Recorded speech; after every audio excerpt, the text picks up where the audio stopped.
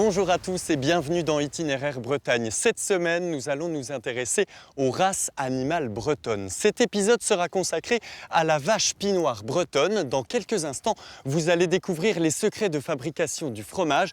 Mais en attendant, je vous propose de regarder sa carte d'identité, histoire d'en savoir un peu plus sur cette vache. La bretonne pinoire. Un nom particulier qui n'a rien à voir avec la couleur de ses pies. L'adjectif pie caractérise la robe de la vache, comprenant du blanc et une autre couleur, en l'occurrence du noir. Il s'agit de la plus petite des races bovines françaises. Elle mesure entre 30 et 40 cm de moins qu'une Montbéliarde par exemple. Les vaches pinoires sont également plus légères. Elles pèsent entre 450 et 650 kg. Elle se caractérise par son cœur sur le front, les chaussettes en bas des pattes et ses cornes qui sont en lyre. Sa présence est attestée en Bretagne depuis 300 ans au moins, dans le sud du Finistère et dans le pays de Vannes. À l'apogée de la race en 1900, la région compte 700 000 femelles bretonnes pinoires. En 1975, il en reste moins de 500 à cause de la concurrence avec la Primmelstein à forte capacité laitière. Grâce à un plan de sauvegarde lancé la même année, l'effectif est aujourd'hui à la hausse avec 3100 femelles. Une autre caractéristique non négligeable, son lait est particulier.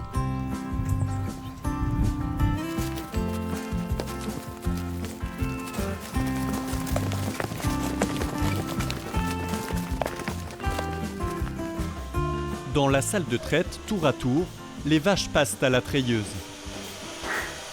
Chaque samedi, c'est le même rituel. Ce lait va être stocké et dans 48 heures, il servira à fabriquer du fromage. Le lundi matin, la fabrication de la tome peut donc commencer. Le lait, auquel on a ajouté du gouel, un ferment local, puis réchauffé pendant 1 heure à 35 degrés dans cette cuve avec de la présure, est maintenant devenu une matière dure. Armé de son tranche-caillé, Cédric la divise encore et encore en petits morceaux. Ça sert à augmenter et à accélérer l'égouttage.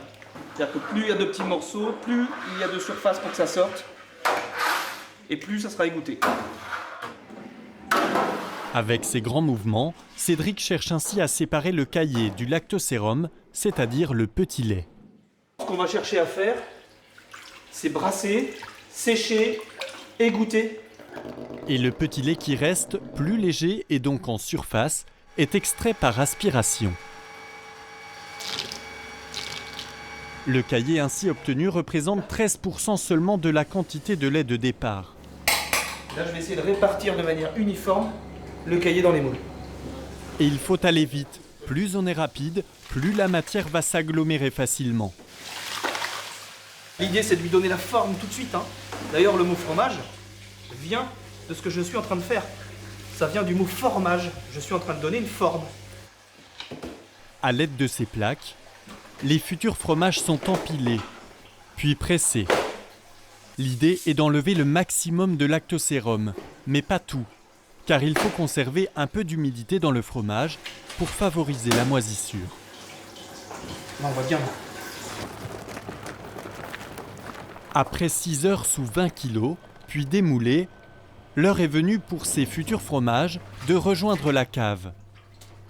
Ils y seront d'abord salés, 36 heures, puis déposés sur ces planches de bois pendant 3 mois, régulièrement frottés. Et pour s'y retrouver, Cédric grave le numéro de semaine sur chacun des fromages. Dans cette cave, les conditions d'affinage sont très strictes. La température ne doit pas dépasser 12 ou 13 degrés. Cela permet aux levures et aux moisissures de se développer et d'obtenir un bon fromage. Voilà, j'ai un goût crémeux. On dirait du beurre affiné sur planche. Donc là, on a vraiment toute l'expression de la bretonne avec son épâturage derrière, la prairie. Là, c'est bon. Ça part à la vente. Un fromage au goût onctueux et crémeux. Le lait de la pinoire est plus riche en matières grasses et en protéines que celui des autres races et fixe donc les arômes. On vous retrouve, Cédric Briand, bonjour. Bonjour. Vous êtes l'un des 3 associés de la ferme des 7 chemins, Oui, tout à fait. propriétaire de 45 vaches. C'est ça. Pourquoi la Pinoire? Qu'est-ce qu'elle a de si particulier par rapport à une Montbéliarde ou une Normande par exemple? Alors, elle a tout d'abord un lait de qualité. Vous me direz la Normande ou la Montbéliarde aussi, pourquoi pas. Mais c'est surtout qu'elle valorise très bien les pâturages. Pour nous, c'est complètement adapté. Et puis, elle nous conditionne quelque part à limiter la production, parce qu'elle produit peu de lait. Donc on doit imaginer des systèmes et on doit innover en permanence pour produire un lait de qualité, à un faible coût économique, mais qui nous fasse vivre. Et puis surtout, quelque chose de très important, c'est que cette vache, elle nous aide à répondre à notre question qui est comment sauver la biodiversité. Comme montrer que la biodiversité domestique, ce qu'on fait là, sauvegarder les races, on peut en vivre économiquement et c'est viable. Alors justement, vous dites sauvegarder les races parce que la Pinoire fait partie de ces races qui ont bien failli disparaître.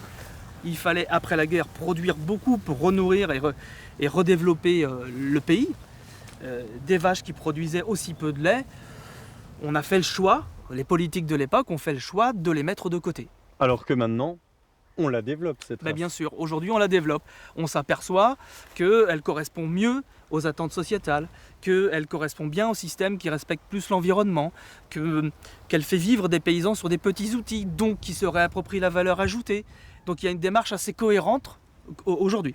Merci beaucoup Cédric, et c'est la fin de cet itinéraire Bretagne consacré à la bretonne pinoire. Vous pouvez retrouver l'intégralité de cette série consacrée aux races animales bretonnes sur le site internet de France 3 Bretagne. À très bientôt.